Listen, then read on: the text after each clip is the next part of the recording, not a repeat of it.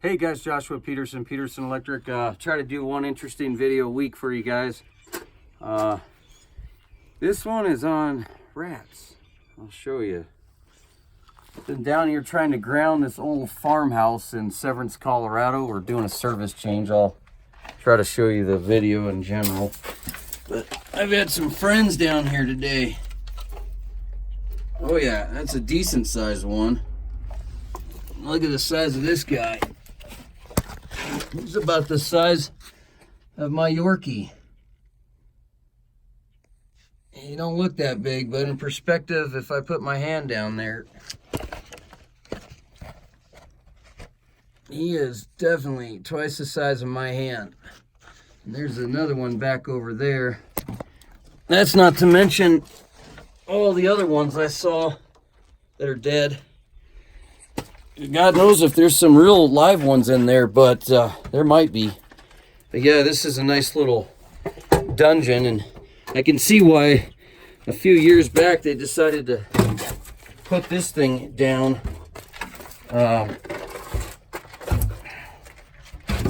We'll have to screw this back on. But that was for me to get down and do my grounding electrode. Sorry about my hair there, but yeah, we were doing a service change today. This is an old 100-year-old farm home. We just built this, running some SCR XHHW-2 compact aluminum down there in the crawl space. And got that up. There's a storm coming tomorrow. Gonna have to get the drip loop changed, but you can see how it's rubbing up there on the roof. Up here, main disconnect meter.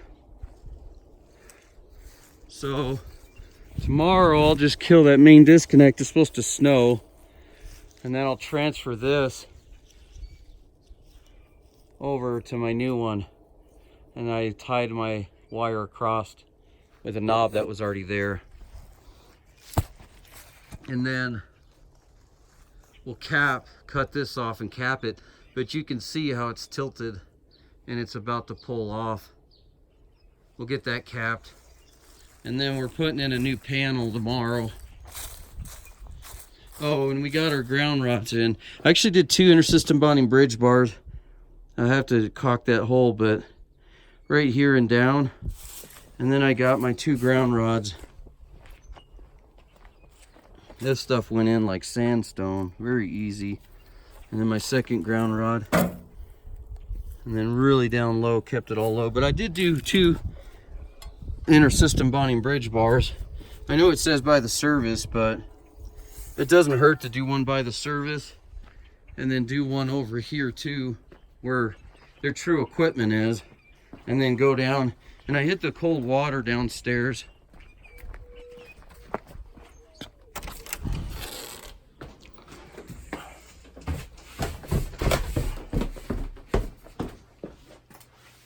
But it's hard to see, sorry. Yeah, I blacked out. I don't have a light. They don't have any light down here, but it's just right back in here. So we got our cold water bond done. Again, this is over a 100-year-old home. For grounding, electrodes are all in and supplementary. That addition was done back in, I think, the 70s. This is the original panel. You see all in there? Not only do they have rats, but they got mice that were living in this panel. They're pissing all over this neutral bar and wrecking it. The bus bar is stained and wrecked. Here's some nice mouse crap.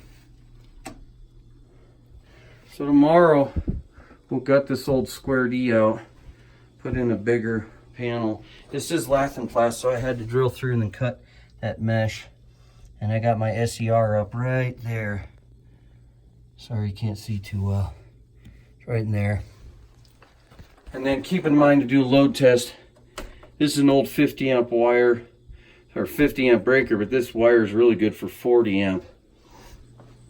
But this little wall oven, what it controls, only a 3.4 kW. So it's really only pulling 17 amps max, maybe 15. So make sure you do an amp test on it. Just don't make assumptions. Put a 50 amp breaker back on a wall oven because it's not a double. So it only needs to have a 20 amp on it, maybe even 25 amp. Anyways, guys, that's it. So I thought I would share with you my beautiful adventure here in the rat hole. Have a good day.